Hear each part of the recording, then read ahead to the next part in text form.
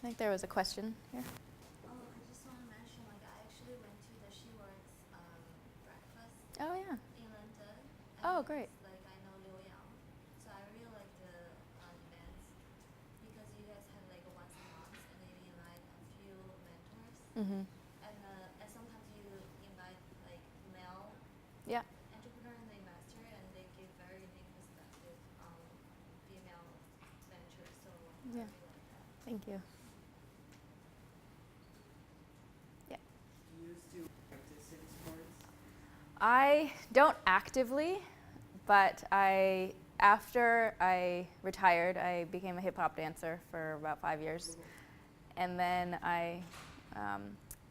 there was a period in college where I really missed doing competitive sports, and so I was thinking about what can I do to be a varsity athlete. And so there were only 2 sports that came up that I could kind of like figure my way into, and that was sailing or fencing. And I was like, I could learn how to sail, but it was way too early. I had to get up at 5 a.m. or something every morning. And then so I was like, I'm going to learn to be a fencer. And so I just like went to the tryouts. I had no idea like what there was, like saber and épée and all these things. I didn't get it. But I was like, I'm generally like pretty flexible and pretty strong. I can just like good hand-eye coordination. I'll figure it out. And then so I asked the coach. He was like, well, you don't have any experience. And I was like, well, I will come every morning and I'll just do extra practices with you. We'll just do one-on-one. And my only goal for that was that I wanted to win once. And so the entire season, I basically was like obviously not winning because there are these people who are training for 7 years. And finally, I had, again, it was like my last, or I decided that it would be my last one. And I was like up against this girl. And she had been doing it for 7 years. And I was just, I think we were 2-2. And then the last one, it was like something came over me. And I was like, I just have to win. And then I just like barreled her down the strip. And then I ended up winning. And then I was like, okay, now I'm done. And so yeah, I like to run, I like to work out, but nothing competitively right now.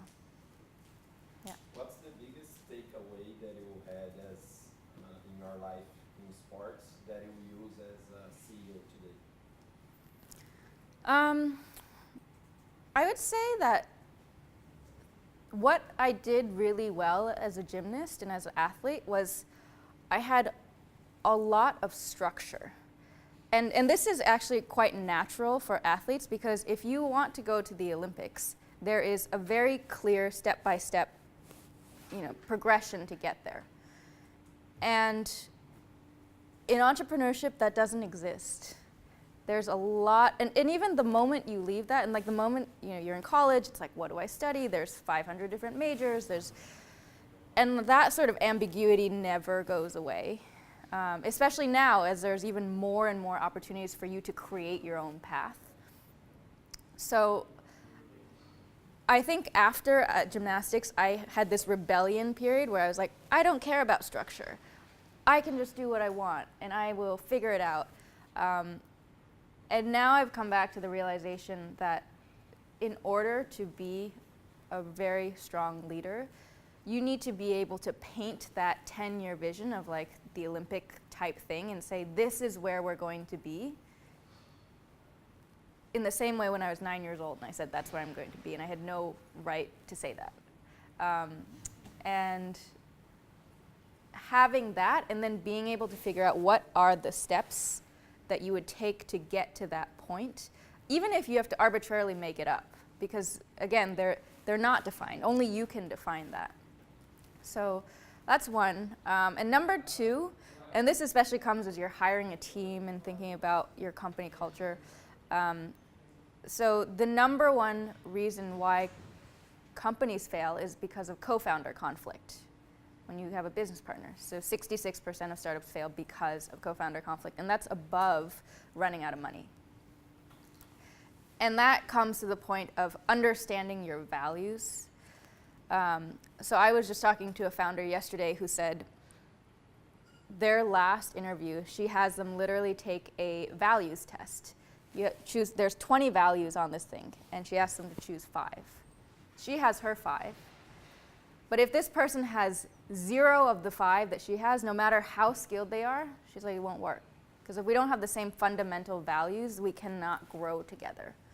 And that is true of relationships and business partners and any team.